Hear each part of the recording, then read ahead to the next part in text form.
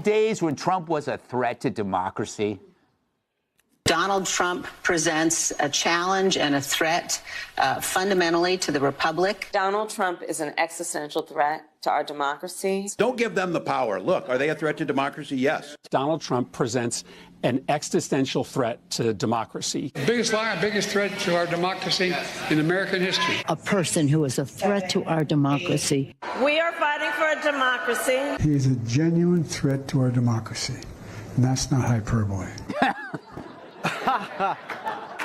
Well, that aged about as well as my timeshare on Epstein Island. Because it turns out when it comes to democracy, Americans don't see Trump as a threat at all.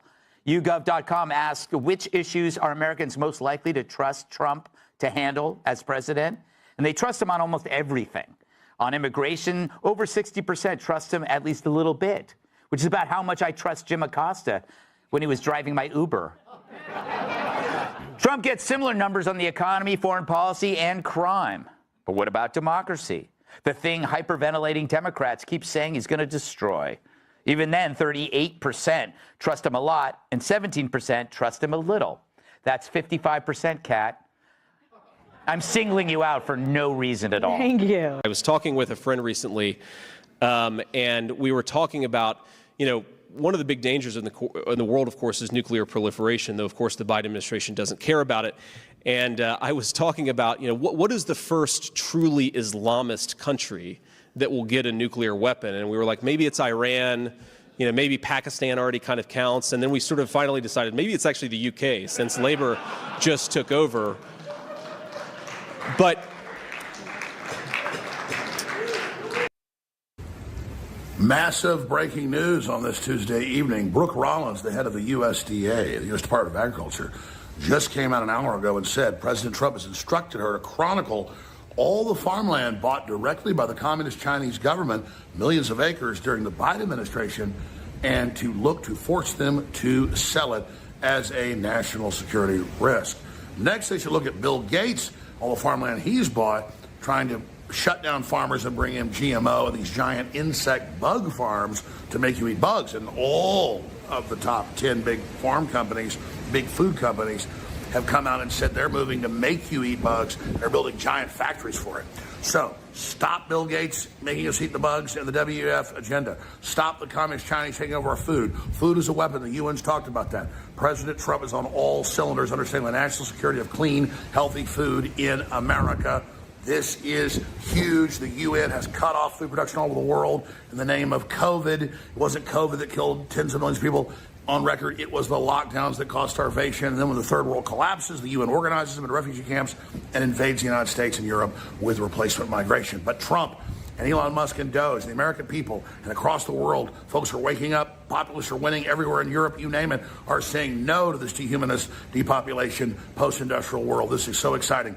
Take back our farmland from the Communist Chinese now. Follow me on X at Real Alex Jones. More reports coming tonight because he right now has a 53% approval rating. It's higher than it's ever been. 70% believe that he's fulfilling his promises, and 45% believe Democrats should be more moderate. What do you take away? I think there's a lot to make of those numbers, but what's your takeaway from that? My takeaway is just like the election. We've got to do better at education. People don't understand, but you will understand when those hospitals in rural America start closing down even more. You will understand when you don't have your Social Security. You will understand when your Medicaid, your Medicare goes away. You will understand as planes continue to fall out of the sky. Soon you will understand why it's important to maybe have somebody that isn't loud and ridiculous, and maybe Sleepy Joe is what we wanted because we could at least sleep at night.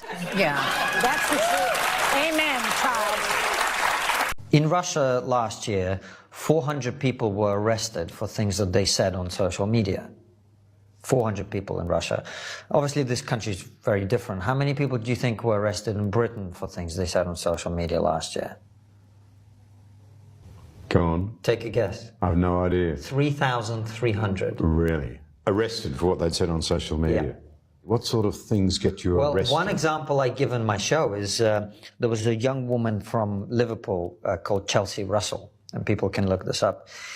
her friend was killed in a car crash, a 19-year-old woman, and she posted the lyrics of his favorite song on her Instagram.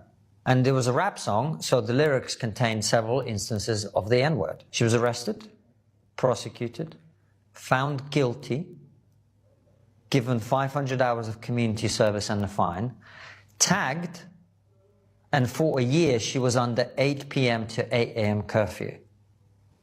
My goodness. In Britain. In Britain.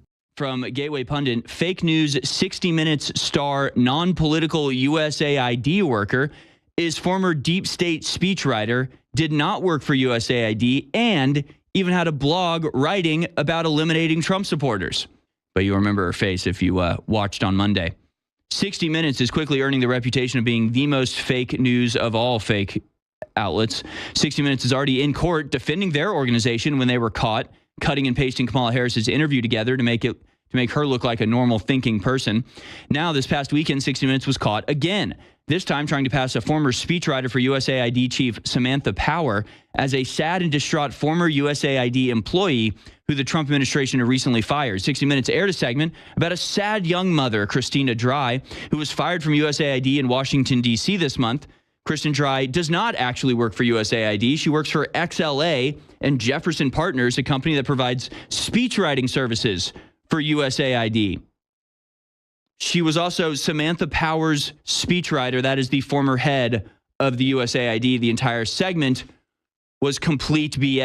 The Trump administration recently fired many employees of the FAA administration. Do those cuts worry you, and do you think that impacts the safety? I know you just said it's the safest way to travel, but after looking at all these mishaps, a lot of people are very nervous. Do these cuts affect you? The cuts do not affect us, Gail. I've been in close communication with the Secretary of Transportation. I understand that the cuts at this time are something that are raising questions, but the reality is there's over 50,000 people that work at the FAA, and the cuts, I understand, were 300 people, and they were in non-critical safety functions. The Trump administration has committed to investing deeply in terms of improving the overall technologies that are used in the air traffic control systems and modernizing the skies. They've committed to hiring additional controllers and investigators and safety investigators. So, no, I'm not concerned with that at all. Incredibly, it has been less than a month since Trump's inauguration, but it already feels like an eternity. In just the past 4 weeks, he's pardoned or commuted the sentences of January 6th rioters, withdrew the US from both the Paris Accords and the WHO, announced plans to take over Gaza, issued an executive order trying to undo birthright citizenship, blamed the fatal DC plane crash on DEI, renamed the Gulf of Mexico the Gulf of America, responded to fires in LA County by releasing billions of gallons of water to California's Central Valley, 150 miles away, replaced a 4-star general with the host of Fox and Friends as Secretary of Defense, and announced 25% tariffs on Canada and Mexico. Okay, so if you believe that, that would be one way to see it, but let me reframe that. President Trump pardoned nonviolent January 6 protesters who were denied due process, as all Americans are entitled to. He withdrew the United States from international climate scams, and by the way, the WHO, the organization that claims Taiwan doesn't even exist. He stated that his administration's intent is to apply birthright citizenship as intended by the drafters themselves. Pointed out that DEI has no place in organizations like the FAA or military where lives are actually at stake. And yes, he did release billions of gallons of water to Californians who couldn't access it because of a fish that doesn't swim, and replaced a compromised general with the first Secretary of Defense to have actually seen active combat this century in at least several decades in comparison to other generals, and yes, announced reciprocal tariffs on countries that are already doing exactly that to us. And what has this gotten Donald Trump? Because you can lie until you're blue in the face. The highest approval rating of his political career at any point?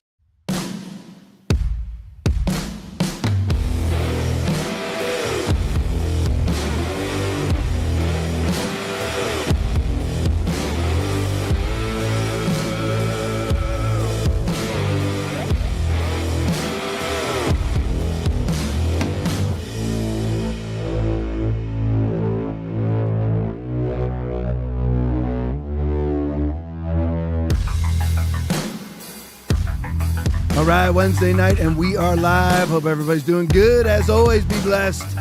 In Jesus' mighty name. Next victim up for Doge. Let me say to everybody in the chat. Mike Griffith is on. R Major 79 is on. I am Mark FB is on. Granted 2468 is on. Jules 21 Hours is on. Judy Anita is on. Sixlin is on. Buckeye Nut 1968 is on. Deb Plan's on. Ever Eden's on. Chopper Supernut is on. Dana 59 is on. Peg McGroin is on. There we go. D9597 is on. Conservative Waffle is on. Ever Eden's on. Scrolling down. There I am. All right. Johnny F62 is on. 50925 McDonald's on. Stephen Thomas is on. Prayer Works 2 is on. Our Major 79 is on. LA 106 Times is on. Milwaukee James is on. Sunwoo 45 is on. Waterloo 46 is on. Key Lime 13 is on. Big Jim Go Blue is on. Dave Souter is on. Ninja Daddy 12 is on. Joe Enns is on. Let me see here. What I missed so far. JD Wool's on. Those Jesus People is on. Hands Like Donovan is on. Florida Bubs is on. Leon Fish Puppy is on. Scooter 887 is on.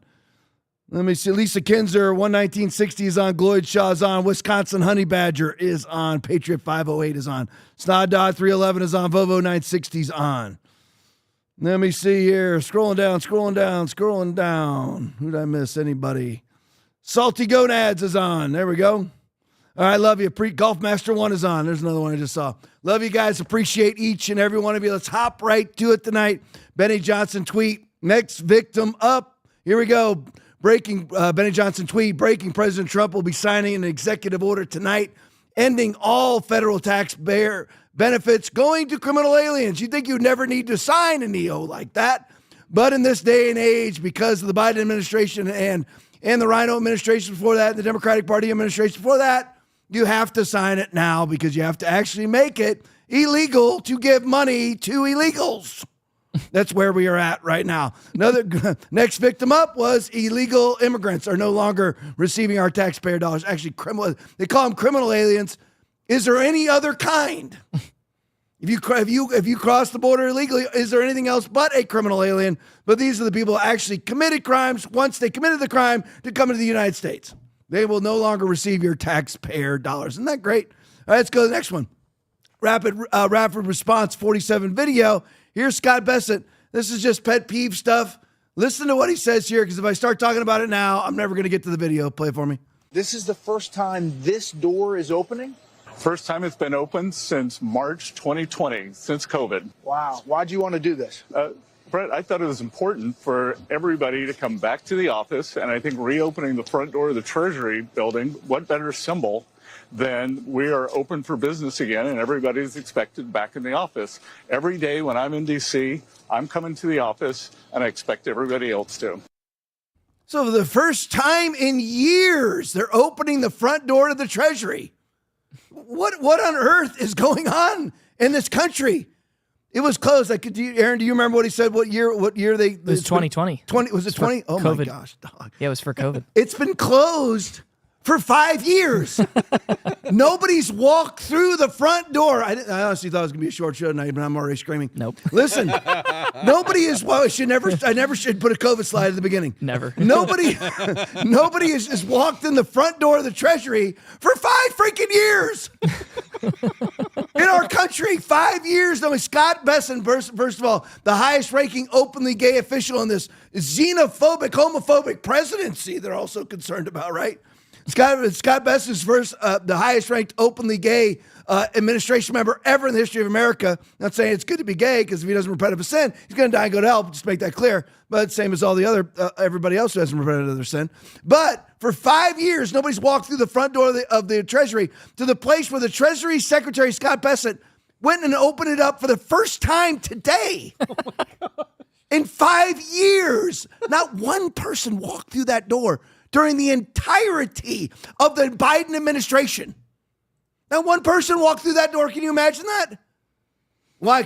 And again, why was it closed? For COVID, and everyone never came back. It's as if these things are ushered in for permanent consequences, not for emergency orders, just for temporary 15 days to flatten the curve, right?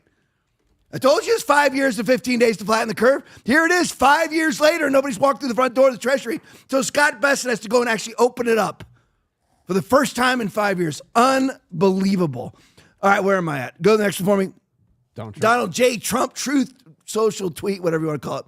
Think of it, he finally, I don't want to say finally because it makes it sound arrogant or condescending, but Donald Trump said today, called Volodymyr Zelensky what he is. There's no more we're going to fight for democracy. Have you noticed that the Trump administration is ever saying that? Not fighting for democracy in Ukraine because he acknowledges here in this post that Zelensky is a dictator? Think of it. A modestly successful comedians, they're going at it. This Trump is now going after Zelensky.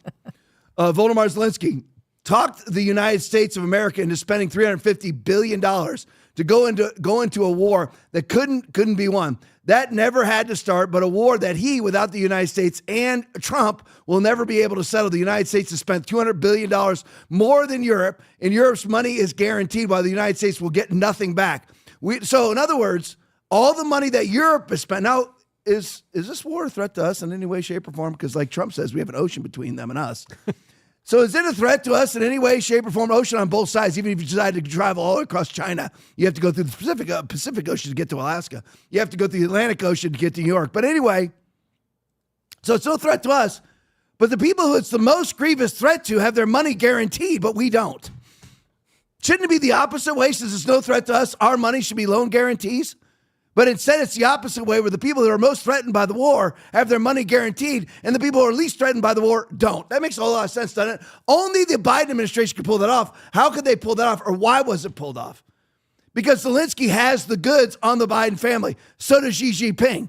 And even Trump has talked about the $1.4 billion given to the Biden family. Everyone talks about the millions. The $1.4 billion given by CCP bankers for Hunter Biden's consultancy fees when they flew over together, Hunter and Joe, in 2014 on Air Force Two at taxpayer expense. Probably USAID paid for it. Mm. So none of our money's coming back at all. That's why Trump is trying to get rare earth minerals from Ukraine. And of course, that was turned down. And they can't do anything without us. And Europe's money is guaranteed while the United States will get nothing back. Why didn't Sleepy Joe Biden demand equalization? In that this war is far more important to Europe than it is to us. We have a big, beautiful ocean as separation. That's such a Trump tweet. It's such a Trump statement. Big, beautiful ocean. Aaron, give me a little Trump. Big, beautiful ocean. On top of this, Zelensky admits that half of the money we sent him is missing. It's gone. It's gone. It's gone. It's a beautiful ocean, and it's gone. He refuses to have elections, is very low in Ukrainian polls. He's polling at 4%. One of the lowest. And the only thing he was good at was playing Biden like a fiddle. A dictator without elections. There we go. Zelensky better move fast, or he's going to have a country. He's not going to have a country left. In the meantime, we are successfully negotiating an end to the war with Russia, something all admit only Trump and the Trump administration can do. Biden never tried. You know what? We leave it right here. Leave it right there, Will. Couple things on this. Now, the Treasury has not been open for 5 years. What hasn't been open for 3 years? Biden never called Putin once since the start of this war. Not one time. Wouldn't you just make a phone call and say, do you have any interest in stop attacking? Wouldn't you do that? Wouldn't you simply make a phone call and say, do you have some interest? Hey, you know what? I know I called you last month. Any interest this month? I know I called you last month. Any interest this month? Wouldn't you make some phone calls? When 1.2 million people have died or have been injured in this war? Wouldn't you? Not one phone call in 3 years. Not one. Trump has called Putin a couple times since he's been in office, and he's only been in office for a month. In the meantime, we are successfully negotiating an end to the war with Russia, something I'll admit only Trump and the Trump administration could do. Biden never tried. Europe has failed to bring peace, and Zelensky probably wants to keep the gravy train going. I love Ukraine, but Zelensky has done a terrible job. His country is shattered and millions have unnecessarily died, and so it continues. Go to the next one for me, Will. DC Drano tweet on Trump's statement. Want to know why Trump called Zelensky a dictator? Well, let's guess, shall we? We've only heard on this podcast 5,000 times. Here are the facts. He's in year 6 of a 5-year term. No. Because he called off the elections. He declared martial law February 2022 and has banned elections since then. Banned 11 political parties, passed a law in 2022 to censor journalists and combined all news into one government station. And this is the democracy that Jasmine Crockett wants us to go fight for. that Amy Klobuchar with a stupid Slava Ukraine shirt on yesterday wants to go and fight for that democracy that the president's in his 6th year of a 5-year term because there's no elections, called off elections, banned the political parties, banned all opposition media, banned elections, banned journalists, banned the Orthodox Church, and then we're going to fight for democracy. What a bunch of idiots. Truly amazing. All right, let's go to the next one. Still on. We're just doing Trump stuff now, kind of jumping all over the globe. Breaking 9/11 video. Watch. New York Governor Kathy Hochul. She's all mad because she's not going to be able to tax New Yorkers for congestion taxes. She's not going to be able to level onto New Yorkers' congestion taxes. So the brilliant idea, in a city with 9 million people that is hemorrhaging people, is riddled with crime, trash everywhere, poop everywhere, urine everywhere, crime everywhere, murder rates up 25%. It's absolute disaster in New York.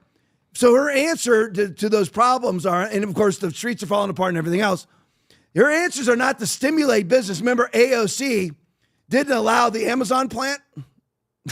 Remember that Amazon was going to employ thousands of people in New York City, but AOC made sure that it didn't happen. So instead of actually stimulating the economy, they're just going to bring in more taxes. And those taxes are in specific tax districts of Manhattan. So wherever you go in what they consider to be a high traffic area, a congestion area, you pay more taxes. And lo and behold, how will you pay those taxes? Well, you get like a tracker put on your car. Oh. Of course. Mm-hmm. Of course. So they can track you whenever you go, whenever you cross certain areas. I mean, Aaron, don't worry. It's temporary, just like the Treasury Department being closed. It's temporary. It's just 15 days to flatten the curve for your safety. For all the Treasury Department employees, right? And 5 years later, nobody's walked through the door yet. Yeah. So this would be temporary, of course, but it would never spread to every resident of the state of New York, where they'd be tracking all of your travels so they could tax them, right? It would never be connected to an EV system where they refuse to charge your car to keep you at home, right? That would never happen, would it? So now all Trump did was remove the federal approval of this tax. I don't understand how that works why this has to be federal, maybe because there's federal highways involved. I don't know. I honestly don't. I just read about it on Twitter. But Trump has basically ended this congestion tax by not giving it federal approval. Can you imagine, again, here the Democrats are on the wrong side of the issue, and fervently so. They want trans drag shows for kids. They want us to spend millions of dollars on circumcisions in Mozambique. They want 35 trillion, and that's with a T, $1 trillion black hole in the Pentagon. They want USAID to be paying for trans puppet shows in Peru. They're on those sides of those issues. They want an open border. So here comes Hochul again. I want to tax you. Play it for me. At 1:01 p.m. today, the U.S. Department of Transportation emailed us a letter from Secretary Duffy announcing their attempt to end the congestion pricing program in the state of New York. At 1:58 p.m., President Donald Trump tweeted, "Long live the king." I'm here to say New York hasn't labored under a king in over 250 years. And we sure as hell are not going to start now. The streets of this city where battles were fought, we stood up to a king, and we won then. And we will, in case you don't know, New Yorkers, we're in a fight. We do not back down, not now, not ever. These people have no idea how ridiculous they look. Trump is doing that on purpose. It reminds me of when my daughter and son were younger, and even still now, they're 24 and 26. I'm like, I tell my daughter, just ignore him. This is what he wants you to do. He gets in your head and he wants to get under your skin and make you defend yourself. Ignore him. These people are so socially immature. So immature that they don't get, what was it, Aaron? Long live the king? Long live the king. When Trump puts out long live the king, he is eliciting a response from you. And if you do it, he wins. And it is long live the king, you stupid idiot. And you're sitting there, he's making you, with your faux outrage, defend taxing your own citizens who are already taxed like 60% of their income living in New York City. You're so stupid. I mean, it's no wonder if they don't change, we're going to win every election. It's going to be the Democratic Party. What a glorious country this will be. And so Aaron got the explanation for me. This is how Trump could pull this off in New York. The federal government must approve New York City's congestion pricing plan primarily because it involves tolling on highways that were built or maintained federal funding. Hey, I got it right. There we go. There we go. Awesome. All right, let's go to Doge, shall we? Next victim up. It's exciting times. Department of Government Efficiency. This is the Twitter account. It's also a website you can go to and track all of this. And all the Democrats are saying they can't prove anything that they're doing. Well, disprove it then. Go ahead, disprove it. Go ahead. Why are you not disproving what Elon Musk says? You can't disprove it. They're all trying to disprove right now the Social Security stuff that was put out with the millions of people receiving checks that are 109, 110, 130 years old, and they're saying it's some sort of misread or whatever. And they did the same thing with the 50, the millions of condoms and stuff to Gaza and all that. Listen, $50 million went to Gaza for something. And right now, millions of dollars are hemorrhaging to people who are 130 years old. That is happening. They can try to excuse it all they want. And again, don't believe any initial stories coming out from the left because Trump's speaking tonight, still espousing the stuff from the Social Security, from Social Security. He's still espousing it tonight. And I guarantee you, he knows more than Jonah Goldberg on CNN. All right, so the U.S. government currently has, Aaron found this last night, 4.6 million active credit cards. Holy crap. 4.6 million credit cards. How many buildings are there? 300,000. Tom, you misspoke. You mean 3,000. No. Okay, you meant 30,000. No, I didn't get any zeros wrong. The federal government currently owns 300,000 buildings. A lot of them are empty. And a lot of them have solar picnic benches on them that you and I are paying for $2,500 a piece. Just letting you know. Now there's 4.6 million active credit card / accounts, which processed 90 million unique transactions. What are you basically? I mean, here it is, folks. You realize what we are, right? You can go ahead and just go to Matrix 1, the movie. That's what you and I have been. Well, all you and I do is generate money to give to the globalist left, including the Democratic Party. That's all that we've been doing. How many of those people, I know I've said this 30 times, how many Pritzkers are actually not really wealthy? They're only wealthy because of the NGOs that they own that we spend taxpayer money to, that they pay themselves glorious amounts of money to run these NGOs and then use them to buy other things. 90 million unique transactions. And by the way, that's just in 1 year. $40 billion spent in fiscal year 24. $40 billion on credit cards. I would love to see this. Doge is working with the agencies to simplify the program and reduce administrative costs. We will report back in 1 week. I'm trying to remember the exact amount of governmental agencies that we have. Is it 400? It's 400 something or 500 something, maybe 523. There's just a list of them right there. Agency for International Development. Which one's that? USAID. Transactions, 210,000 accounts. They have 9,000 accounts in USAID.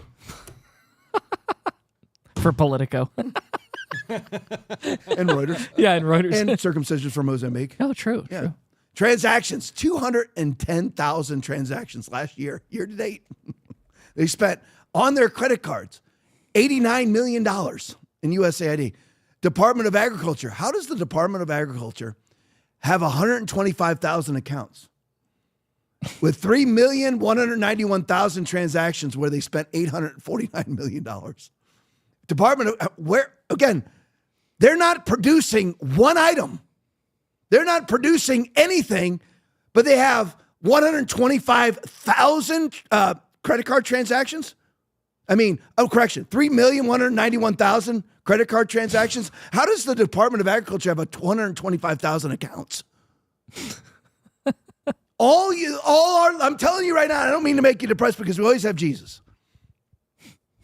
Our entire lives, all the money that you've spent, somewhere depending on what tax bracket you're in, so 20 to 50% of your money for your entire working life has gone into the pockets of Democrats exclusively via things like this. Just so you know, that's where all of our money goes, is to U.S. just using, you can use any of these departments you want, any of them, Department of Transportation, State, Labor, Justice. They go into NGOs, again, and I know this is redundant, that hire Democrats to run the NGOs. for $500 to $1 million, $3 million, $10 million a year. And then they hire a bunch of Democrats underneath them at multi-million-dollar salaries in totality, and then hire Democratic speakers, and then make donations to Democratic Party affiliates, Democratic Party campaigns. That's what we've been doing. And when I say Democratic Party, I don't just mean the United States. I mean global. So Labor Party in Great Britain, Labor Party, Liberal Party in Canada. Globalist leftists, that's where our money is. We've been funding globalist leftists for forever. I mean, do we honestly believe that any of the money is actually spent the way that they say that it is spent? On my list here, $10 million for Mozambique male circumcision, $9.7 million to UC Berkeley to develop a cohort of Cambodian youth, $2.3 million for strengthening independent voices in Cambodia. Boy, we have a fixation on Cambodia. I mean, Aaron, have you ever benefited from Cambodia at all? No. I mean, you're 30 years old. You've never benefited. You've been working since I've known you. Yeah. Okay, so all that, you're 30, somewhere between 20 and 50% of your money's gone too. But don't worry, Aaron, because 32 million of it went to Prague Civil Society Center. Oh, good. 40 million to Gender Equality and Women's Empowerment Hub.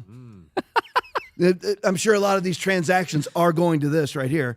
14 million for improving public procurement in Serbia. 486 million to the Consortium of Elections and Political Process Strengthening, including 22 million for inclusive and participatory process in Moldova. 21 million for voter turnout in India. 29 million for strengthening political landscape in Bangladesh. 20 million for fiscal federation in Nepal. 19 million for biodiversity in Nepal. 1.4 Nepal. Ow. What is that? Does that make sure that you have trans men climbing Mount Everest? Yeah, that's... 14 million for social cohesion in Mali. I don't even know where Mali is or that Mali existed prior to this list. 2.5 million for inclusive democracies in Southern Africa. 47 million for improving learning outcomes in Asia. This is where this the multi-million credit card transactions, $40 billion gone just in fiscal year 2024. Truly unreal. Go to the next one for me, Will. Department of Government Efficiency tweet again. Department of Education has terminated. This is Linda McMahon. 18 grants for $226 million. And again, I ask anybody in this room, have you ever benefited 1 cent from the Department of Education your entire life? The answer is no. For $226 million for comprehensive centers, which provided consulting services with a large focus on DEI. What does that have to do with educating a kid? Shouldn't we be concentrating on reading, writing, arithmetic, and history? Isn't that what? Really, you can do it all. Will, you know what? You can. If I was in charge of education, you'd work half the day for the same money. Because what's the point of keeping you? Yeah. Because in all the West, I've been involved with schools a lot in my life, in various sort of capacities, and I can tell you most of the school day is wasted, and a lot of it's wasted right here. We spent $226 on consulting services with a large focus on DEI. One center application stated embedding DEI reviews across all deliverables. Aaron, can you translate this for me if you can as I'm reading it? Okay. Embedding DEI reviews across all deliverables and materials ensures it is not a one-off task-specific activity. Oh man! Any idea? Just sounds like books, like school books. I don't embedding DEI in books. Okay, you know what they do is they just put this verbiage in. I mean, they just make it up as they go. It makes absolutely no sense.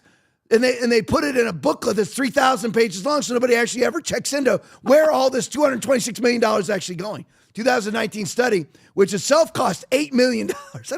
What kind of freaking study cost $8 million? Tell me whatever that study is. I guarantee you if I gave Aaron 48 hours, he'd have it done, and I could pay him in pizza. Was not able to measure the casual impact of the center's work.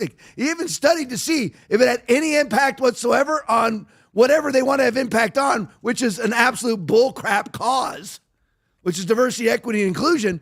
And they couldn't even measure what kind of outcomes, what kind of impact they had. But they still was going to throw $226 million more at it this year until Linda McMahon got hold of it and canceled it. Bye-bye. Go to the next one, we will. Publius tweet, Thomas Massey has warned that Doge is on a collision course with fake conservatives in the House and Senate. And the enemy within is the problem. Listen, Jasmine Crockett, I'm just picking on her because she's an idiot, but I'm picking on her because she was in the pregame. But any of them, Jamie Raskin can balk and squawk. They're losing every court case. They didn't realize that we won a court case today. It's a temporary 7-day injunction. Okay, good luck with your court case. Every judge is going to do a temporary injunction, by the way. Why? So they have time to study the case further. That's it. Mm-hmm. And even Tanya Shucken has now dumped the case. Okay, it's over. When Tanya Shucken, who couldn't be any more of a Stalinist, won't receive your case, it's over. It's over. You go ahead. If you're Jamie Raskin, you need to just go ahead and make a podcast tonight and say it's over. It's over. But the true problem is not Raskin, not Crockett, not Pelosi, not Hakeem Jeffries. That's not the problem. The problem is Rhino Republicans. Rhino Republicans who don't vote for. Why isn't Kash Patel FBI director right now? He passed. Mitch McConnell actually voted. And again, it gets very confusing, which is why I blew up the RFK thing last week. He's been voted on to go to the last vote. My gosh, can't we just vote on the freaking guy? Golly. But anyway, so McConnell did actually vote for Kash Patel to be voted on. Oh. Yeah. That's so important. It is big news. But anyway. So we need to be watching the enemy within. Jude 3 and 4 in the Bible. Watch the enemy within. For certain individuals. Jude 3 and 4. Read it when you have a chance. But anyway, Thomas Massey has warned that Doge is on a collision course with the fake conservatives in the House and Senate. We're just rolling over the Democrats. The collision course is with the people who can actually vote against us because we have a narrow margin. We're not going to get one Democrat vote, but if we get all Republican votes, everything Trump does will pass. And why haven't Republicans exposed all this blatant fraud years ago? International Republican Institute. Our International Republican Institute. I thought this was all a Democrat thing. They're like, Tom, aren't you a Republican? I'm a Republican. I'm a Republican because I support the platform. I'm not a Republican sycophant. I'm not a Trump sycophant. Trump does something stupid, I'm going to say it. And I'm not always going to claim that it's 5D chess either. I'm going to say it's stupid. But the enemy within is the real problem. You lose wars because of the enemy within, not your enemy on the battlefield. You lose because of the enemy within. The International Republican Institute, IRI, received USAID funding of $130 million. Look at their board members. Our current Secretary of State, Lindsey Graham. Is Lindsey Graham always on our side? Tom Cotton? No. And you're like, but there's great videos of Tom Cotton. Tom Cotton is married to a liberal activist. Okay, always keep that in mind. Actually, not a liberal activist, a CIA employee. I don't want to put the wrong label on a spy or whatever, but a CIA insider. Joni Ernst, Mitt Romney, and Dan Crenshaw. Ugh.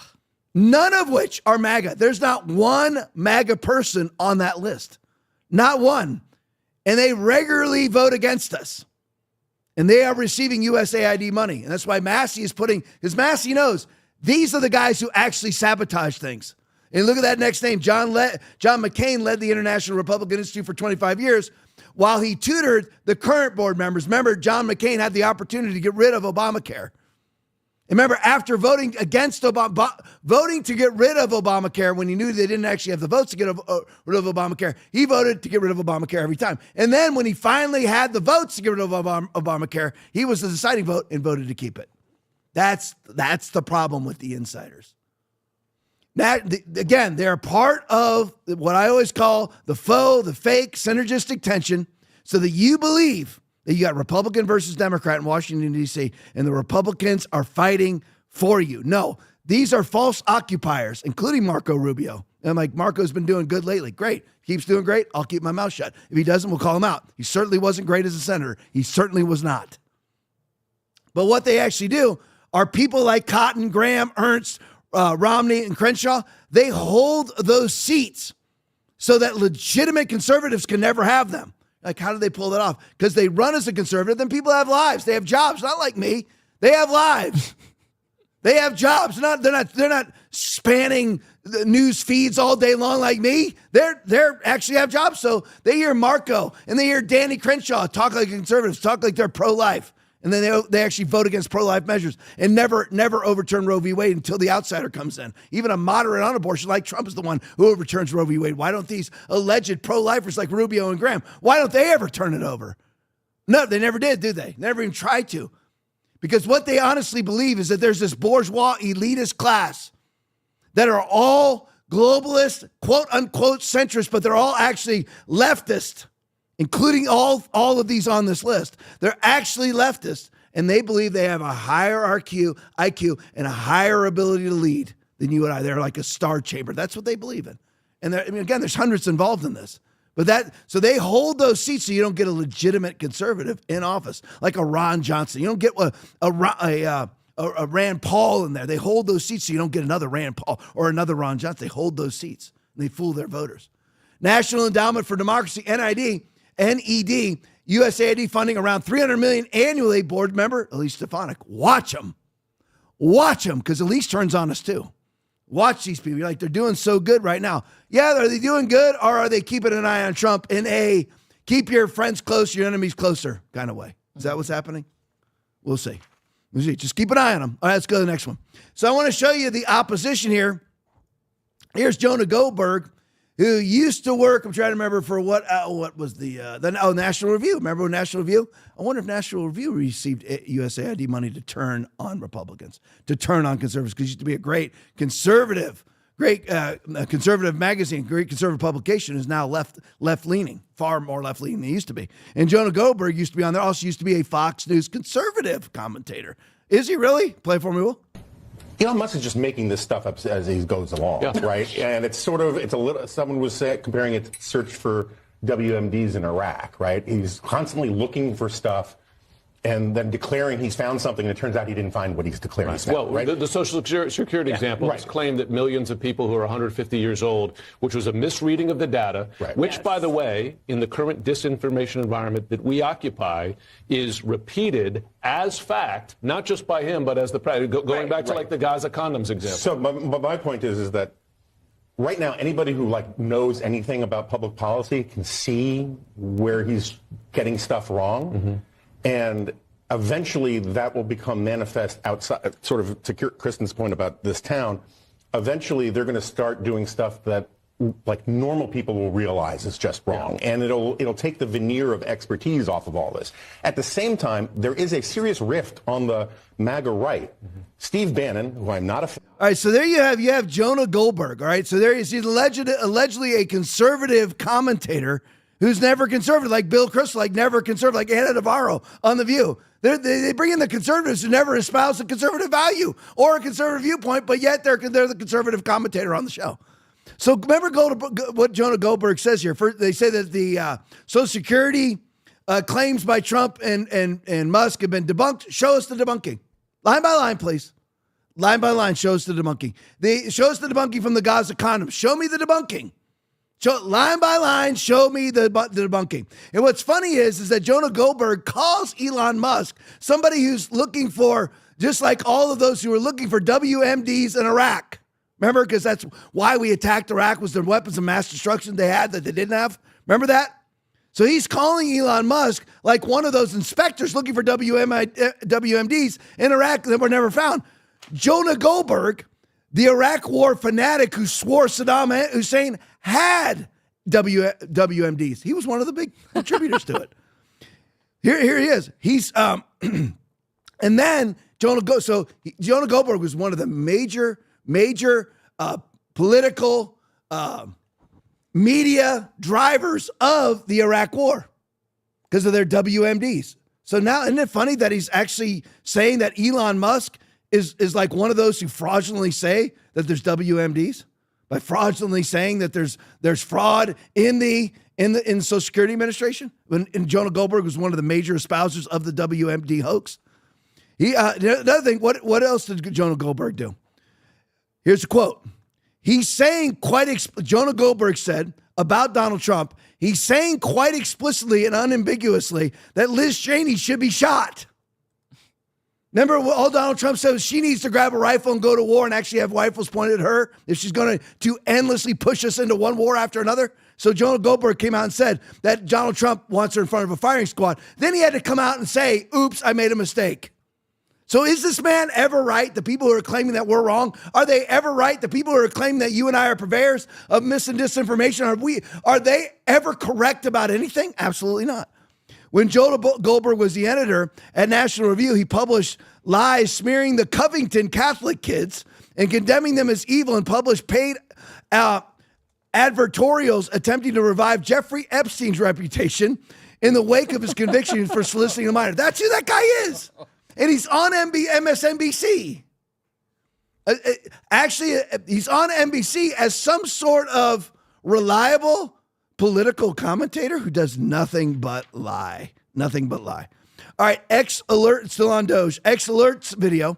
Breaking Inspector General audit reveals Social Security Administration made $72 billion in improper payments. Play it for me. There was an Inspector General audit last year that showed over an 8-year period, the Social Security Administration made almost $72 billion in improper payments, a little less than 1% of payments in that time period. Now, the report also says that most of these improper payments were overpayments, not payments to deceased people or people who didn't qualify to receive these payments. At the same time, Jose, this effort by Doge is to go through this agency like every other and try to weed out waste and fraud. Yeah, I mean, and also $72 billion, and that's without a comprehensive search. I mean, that's significant. So you have your panel of experts, whether it's on, and I use that term very, very, very, very, very loosely, panel of experts on these various not left-leaning, but leftist media platforms, MSNBC, CNN, ABC, CBS, ABC, whatever. So you have these panels on them. We're like, well, they can't really prove that 139-year-olds received a Social Security check. Okay, well, just explain to us line by line how $72 billion in improper payments were made over an 8-year period. Just tell us. That's all we want to know. Can you give us a line-by-line explanation? You're saying what Elon Musk is saying is unprovable. Will you prove to us exactly where all this $72 billion, because regardless of whether a 139-year-old is receiving it or not, $72 billion is missing. Out of the Pentagon, $35 trillion is missing.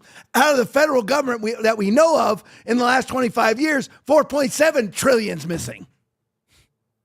So if you're going to sit there on a panel and talk about the inaccuracies of Trump and Elon when they're obviously pointing out giant black holes of spending, what we covered last night, where they removed the designating code on certain expenditures so they can't be tracked. And that was $2.something trillion.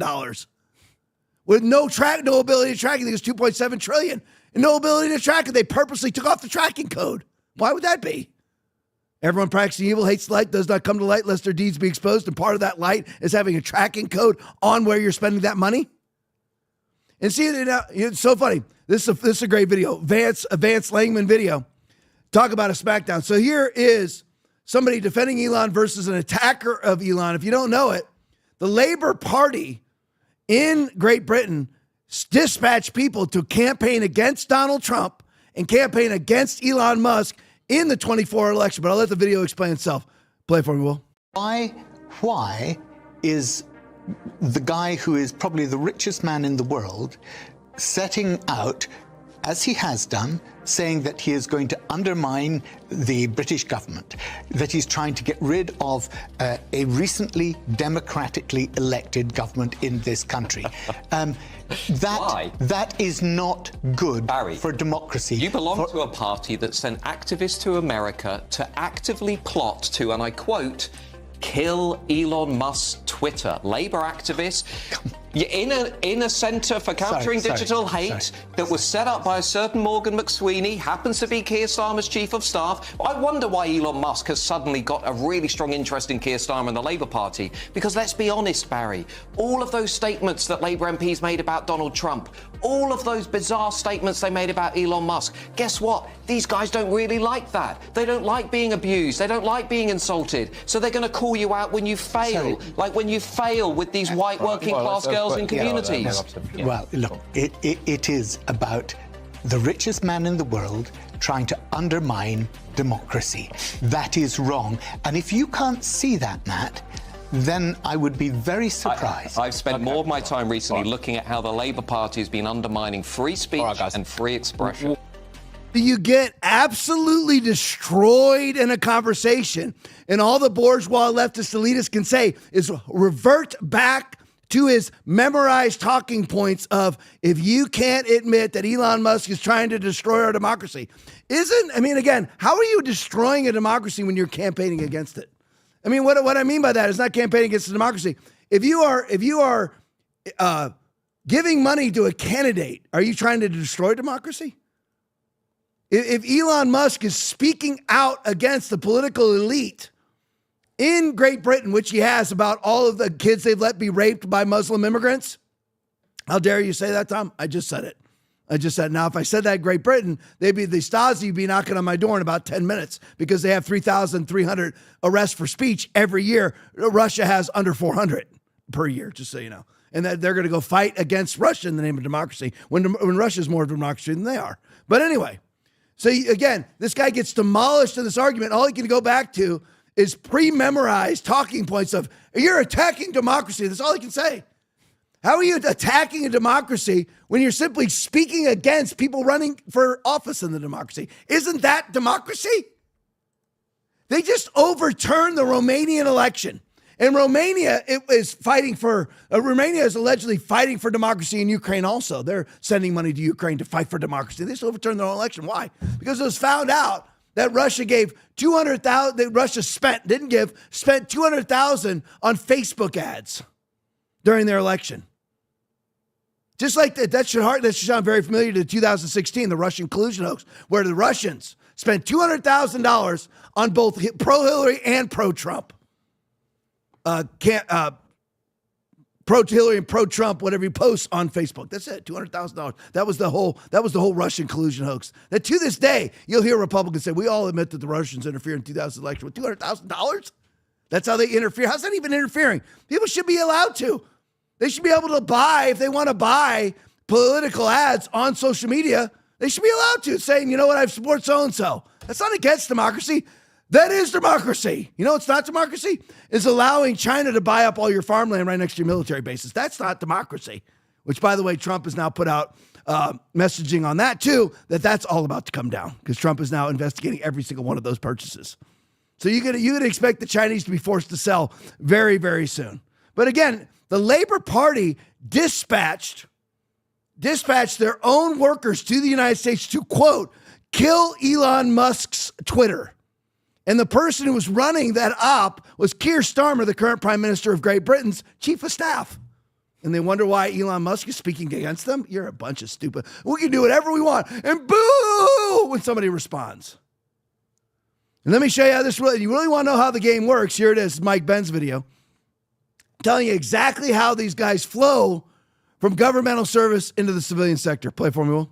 Mark my words, you are going to see an exodus from Tony Blinken's State Department, and they are going to go straight into civil society jobs at Brookings, at the Atlantic Council, at CSIS, at the Council on Foreign Relations, at the Penn Biden Center, at Stanford University, and the Harvard Belfer Center, and you name it. They are all going to get their little purchase there, and they're going to take that residual influence, and they're going to be making back-channel deals with NATO, with the European Union, with the governments in Brazil, in Australia, and they are going to try to do that Brazil strategy that they were able to successfully do under Brazil and to make it so that the only platforms that are allowed to have global dominance on social media are the ones who do not allow their political enemies to have a voice. And there will be a constant fight between the Trump administration's diplomatic efforts through the government and the blob's censorship diplomatic efforts in the shadow government. See, in all those agencies that he was named Brookings Institute, all those different agencies, we need to look in what funds they have multi-million-dollar buildings. The people who run them get multi-million-dollar salaries. Where does all that money come from? It's not private donations. You know where it comes from? Will, Aaron, me, you. Our tax dollars, I guarantee you, via USAID or some other governmental slush fund, pays for all of these entities so get this how it works. So Anthony Blinken can come and be Secretary of State while he's here, make a couple $100,000 a year. When he's done with that, he flows into the Brookings Institute, make $500,000-$600,000 a year, just like Lloyd Austin on the board of Honeywell when he's not Secretary of Defense. And then when he is Secretary of Defense, he makes a couple $100,000 a year. Then he goes to Honeywell, makes a couple $100,000 a year, and they fund each other so that they have perpetual jobs, but only for leftists, not for you and I. That's what's been going on for the last who knows how many decades. Who knows? But that's what it is. We need to find out, where does Brookings Institute get their money? Where's the Atlantic Council get their money? Because right now, every single thing that we thought was private was actually funded by you and I. I know that's slightly hyperbolic, but really, it's true. We keep finding out that more and more of our society was not built on Democratic principles or capitalistic principles. It was actually a slush fund from the federal government via our taxpayer dollars into NGOs that end up not propping up Democratic Party institutions or giving jobs to Democrats or giving businesses to Democrats or giving millions of dollars to the spouses of Democrats. That's what's been going on. Who funds the WEF? That's why Trump pulled out of the WHO. That's why we should pull out of the UN. All of our money goes there. And all the UN is one giant slush fund NGO that money ends up going to other globalist leftist bourgeois elitists for multi-million-dollar jobs and multi-million-dollar NGOs out of the UN. It's what it is. One NGO feeding another NGO, and everybody running those NGOs and everybody coming in for guest speaking engagements at those NGOs are all receiving hundreds of millions of dollars, and you and I are paying for every last dime of it. Aaron sent me something. Brookings has received grants and contracts, lo and behold. Listen, I'm not trying to be arrogant. Am I ever wrong? The only reason, I don't mean that, I'm not saying that to be arrogant. I'm saying that because you can just once you have your finger on the pulse of the system, you can just sense it. Yeah. Brookings has received grants and contracts from U.S. federal agencies. So leave this up, Aaron. So you get this. You're working in the government, and you're like, you know what? I need to fund the Brookings Institute because they're going to hire me right after I leave government. Is that not treason? Is that not bribery? Brookings has received grants and contracts, and if I had Aaron look into Atlantic Council, I've looked into all of it, we'd find the same thing. U.S. federal agencies such as the Department of Defense, USAID, and others, though it does not accept direct budgetary support to preserve independence. Yeah, right. Sure. They don't receive direct budget; they receive grants. Yeah. So you know what that is? A direct budget. I mean they say they don't accept direct budgetary support. They receive it in grants, which is direct budgetary support. For instance, during the Biden administration, reported received $25 million in taxpayer funds. So now Antony Blinken will go work for them for $5 million a year that he funded while he was Secretary of State. Isn't that glorious? That's why you and I pay our tax dollars, is so Antony Blinken can float in and out of government service and private service, in and out as he sees fit. You always wonder how these people walk away, and the most they ever made in a year in government was $200,000 a year, and they're worth $74 million. That's the reason why. All right, Jesse Waters' video. This is just, I love this. I love this video. This is my favorite video of the day. Obama's presidential library. You're like, why do you have this in the Doge section? Because it is the embodiment of the federal government. This is the exact embodiment, the epitome of the federal government right here. Obama's presidential library has been in the works. Did everybody even realize that he doesn't even have a presidential library? Okay, the man left office on January 20th, 2017. Aaron, what's the date today? February 19th, 2025. And the man still doesn't have a presidential library 8 years later. What does it take to build? They build stadiums in 2 years, and they haven't built Hussein Obama's presidential library in 8 years. It's only half done as of right now. So they got another 8 years to go. It sounds like the rail system in California. Originally, it was supposed to cost, don't worry, Will. It was only supposed to cost $350 million. Oh. For a freaking library? I'll put your library right here for $10. Originally, it was supposed to cost $350 million. But a couple of snowy winters later, the price tag is now, anybody want to guess? 700? 800 million. Oh my gosh. But Barack Hussein Obama's library was doomed from the start. Jesse Waters, play it for me. Have you been to Obama's presidential library? Of course not. No one has.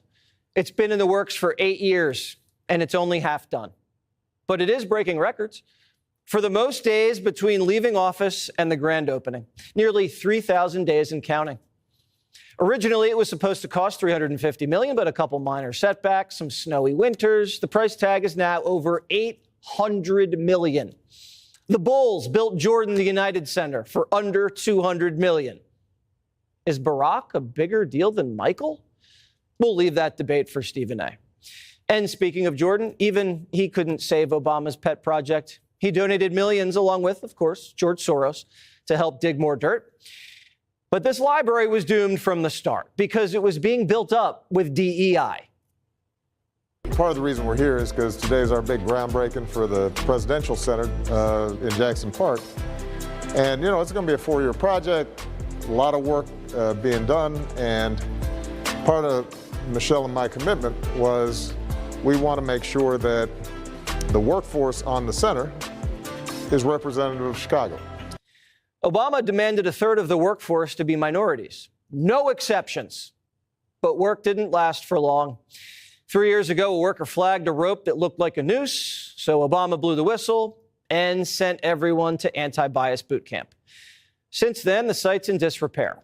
Cracked concrete as far as the eye can see. And now the DEI contractors are backstabbing Barack, suing him for $40 million for racial discrimination. Obama stepped on his own shovel. This is what happens when you make racial promises you can't keep. Lawsuits, cost overruns, and slowdowns. But versions of his DEI boondoggle have played out all over America for years. It's why we celebrate DEI Thursdays. Biden tied up his own projects in woke red tape. You want a new road in Maine? Good luck finding a diverse construction contractor. The state's 90% white. This is how you end up spending $8 billion on a half dozen charging stations. You got to be rational and flexible. Democrats ripped Trump for not paying contractors to finish jobs. Will they do the same for Barack? Donald Trump changed city skylines around the world, yet Obama can't even finish a library at a local park? At this rate, Trump will finish his library first. And who knows? Maybe Mexico will pay for it. Why would we ever have respect for these people? $8 billion advocated for EV charging stations and 6 have been built. Barack, why does anybody look up to any of these people? And I mean Democrats or Republicans. Why? And especially Democrats, obviously. 8 years in, and that thing's halfway done, and the budget has gone up to $800 million for a freaking library? And then, just like Jesse Waters said, they built the arena that Michael Jordan played in for $200 million. And Hussein's library is now going to be $1 billion? And by the way, I love the record. So the past record for how long it took people to build a presidential library was George Herbert Walker Bush at 1,700 days. Barack is at 3,000 days without having one. I mean, how can you ever have respect for yourself if you're a Democrat? And then they find a noose on the grounds and they shut it down. How in the world are you going to hire a certain amount of women, a certain amount of black people, a certain amount of trans people, gay people, whatever it may be? No whites allowed. You're not going to be able to build it without white people. I'm sorry. I'm sorry. I mean, listen, most of America, sadly for the Democrats, is still white. How are you going to build anything? You're not going to be able to. So you have to have a certain amount of people. You have to have, what do you got there? And what you said, is that that's the next? your, yeah. Oh, yeah, there it is. Thank you. Yeah, there it is. There's the record. Look at Reagan, 1,000 days. Now, here's the thing. Jesse Waters says later in the video, Jesse Waters says, watch, Trump will have his built before Hussein. He will. I guarantee you he has his built before Hussein. He'll make, now that, because he likes Jesse Waters. Trump watches Jesse Waters. He watched this, so now it's already begun. He's got somebody on it right now, and he'll have his library. Give me a little Trump here, and it'll be bigger. It'll be bigger. It'll be better. It'll be better. Believe me, the best. There it is. The greatest. Great. It is. It's just the absolute epitome. All right, 10:03. Is it really 10:03? Because I got to do vaccines. Oh boy. Maybe I shouldn't do vaccines. Maybe I'll skip vaccines and do something else. Okay, you know what? I got to skip vaccines. Otherwise, I got to skip it because I won't get to any of it. I won't get to any good stuff. Yeah, I got to skip it. Let's do reparations. Okay, get ready. We're going to go up to that End Wokeness video. Dems introduce reparations bill. It's after all that vaccine towards the ends, right in front of the Newsmax video that Aaron would have to control. Got it. That's it. So Here's the Democrats' response to Doge. Play it for me. We can legislate justice. Amen. We can legislate healing. And we're certainly long overdue. And for those that would say we need to just get over it, that's interesting. When as a nation you are benefiting right now from an economy that was built on the brutalized backs and the indignities and the horrors of chattel slavery and our African ancestors.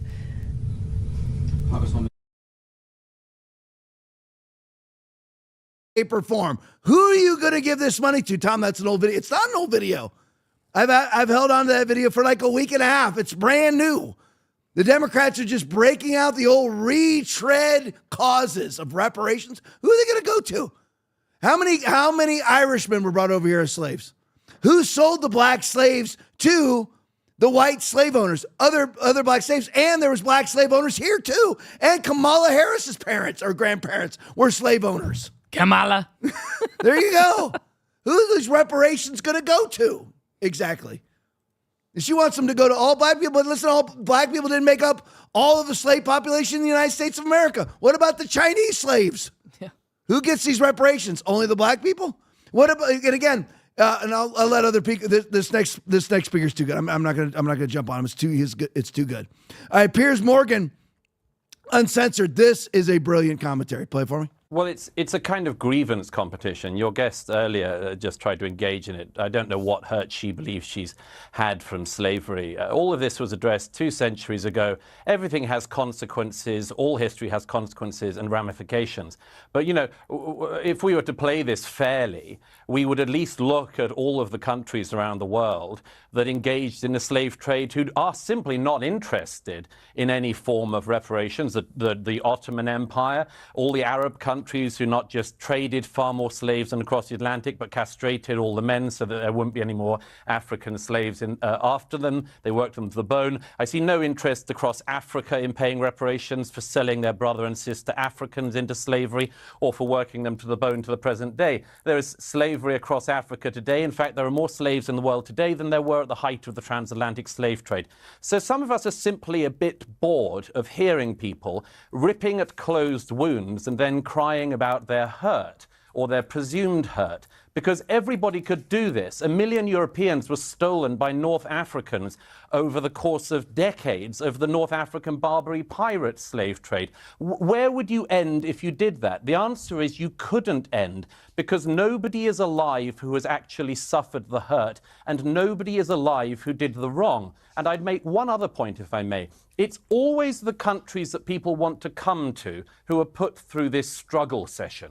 Britain, like America and France, are the most desired destinations for migrants worldwide and have been for centuries. Why is that? It's not because we're racist, it's because we're better. It's because we're good. It's because when we see racism, we actually call it out and recognize it as a sin. Try finding that across Africa. Try finding that across the Middle East or in China. Nobody would hear. So what we have is a situation where the more virtuous countries are presented as the worst countries. It's sick, and most of us are tired of it. Exactly. So, I mean, again, where would this money go? Because if you're going to do this, because this will become global, obviously, who gets the reparation monies? Because you had Middle East, massive slavery in the Middle East of Middle Eastern people actually raiding and stealing white people for slaves and castrating them. So where does the money go? And Aaron brought up a brilliant point that I've never thought of. If America was built on the back of black slaves, then why wasn't Africa? If it's only black labor that can actually build the great countries of the world, then why is Africa not great? And why are there more slaves now than there were 200 years ago? Does anybody ever think logically in the Democratic Party? Because if black labor was the key to all success, then the most successful country in the world must be Sudan. It's not. It's not. It reminds me of that Sam Kinison video. All right, let me show you this one. So where did Kamala Harris stand on reparations? Play for me, Will. but in the area of reparations for descendants of Africans enslaved. If you elected president, would you sign that bill if it came across your desk? When I am elected president, I will sign that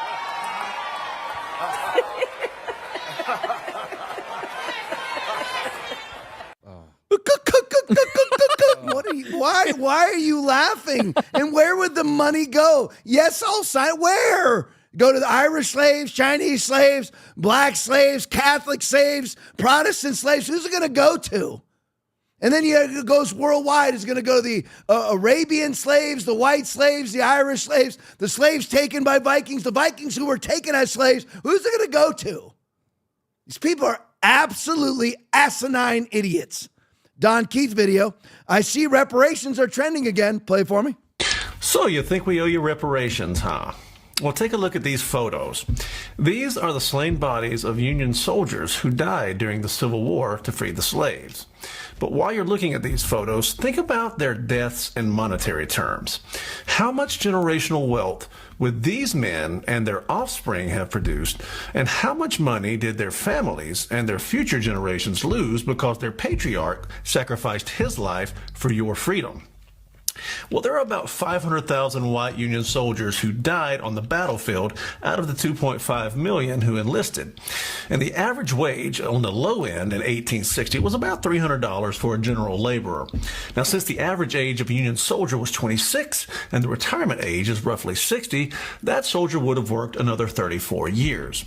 So if we take 34 years and multiply it times the total number of soldiers who died, which is 500,000, times $300 per year in wages, we get a total of $5.1 billion in 1860s dollars, which is $153 billion in 2023 dollars. But what about the generational wealth and potential earnings lost? Well, a generation is 25 years, and since 1860, there have been 6.52 generations. So, to be fair, let's say each soldier who died had or would have had only one child, and that child would have had only one child, and so on for 6.52 generations. So, taking into account most people work around 40 years or so, we have 500,000 men times $300 per year for 40 years times 6.52 generations. And we get $39,120 million. And if we count for inflation, that would be over $1 trillion in the year 2023. Now, keep in mind, these figures don't account for those who were brutally maimed or wounded and lost their ability to earn.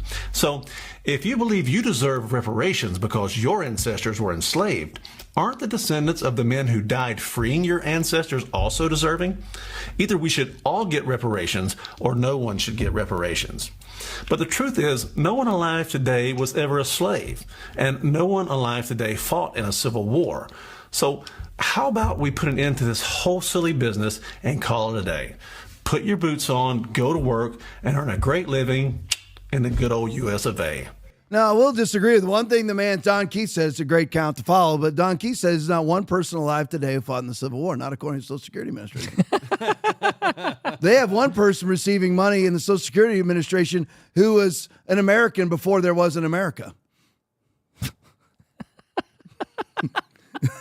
But again, and Aaron brought this up, the whole thing is that if one person receives reparations, every single person on the globe would have to receive reparations. As Will said, you're going to have to trace each and every person, and all of us have a connection to loss somewhere. But not one person living today was a slave then, and not one person living today fought in the Civil War then, or any of the other wars and any of the other slave conflicts either. Zulu tribes, anything else. Nobody. So no, it's either like Don Keith says, it's either everyone gets reparations or nobody gets reparations. And that's it. All right, that's it. Rumble Rants tonight. Tammy O. Margaret, $10. Jules, 21 hours, $5. Chopper, Super Nut, $5. Appreciate you guys so much. I don't know what this deal is with you guys in this banana dance in the chat. They love it. What in the world? Look at this long strain of banana dancers. Mainly Big Jim Go Blue is always causing problems. Big Jim Go Blue. But I love you guys. Appreciate each and every one of you. Stick around for post-game. Post-game is awesome. Seriously awesome. Stick around for the post-game. Love you guys. Back here tomorrow night, 9 o'clock. God bless you. You are healed. Psalm 103:3. How many of you have a physical infirmity or a sickness, you are healed. Psalm 1033, who forgives all your sins and heals all of your diseases. That's the end of it. Anybody who teaches you different is a false teacher, including yourself. If your mind is teaching you different, call out your mind and say, false prophet. But that's not what I've been taught my whole life. I was taught, Tom, to show compassion for the sick. Did Jesus do that? No. Jesus healed the sick. He kicked out the compassionate ones and healed the sick. How much more compassionate can you be than to heal them?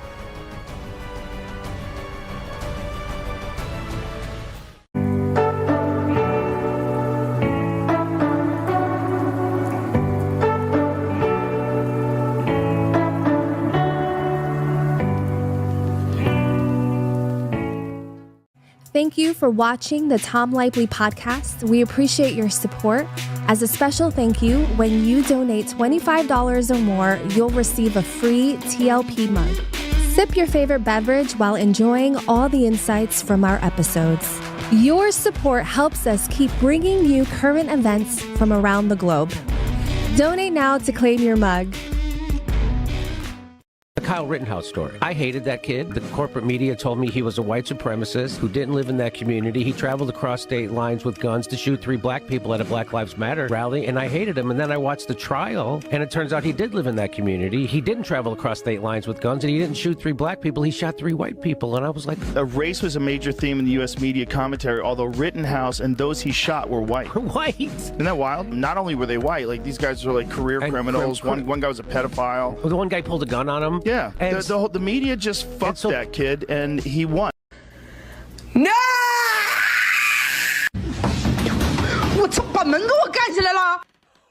Nonsense. What did you do? I've never wanted to murder a dog in my entire life. Ah, there you are. Oh my God. No, no, no! What have you done? So I just got home from work. What are you doing?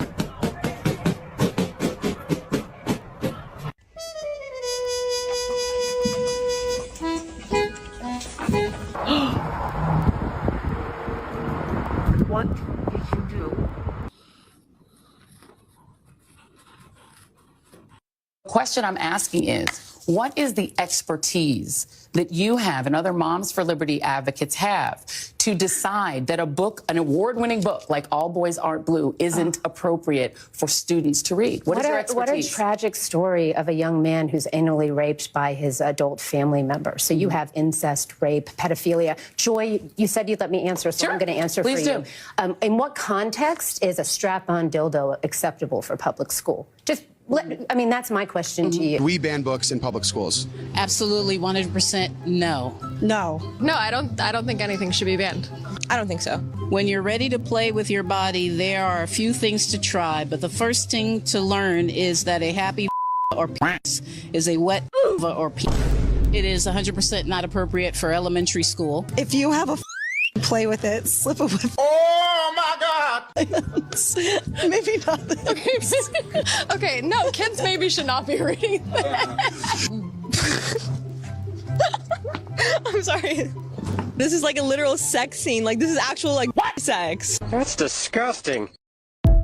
We are only 28 days into Donald Trump's second term, and among the many controversial moves he has already made, maybe the most controversial is taking a bulldozer to USAID, cutting hundreds of positions at programs responsible for making the world a better place.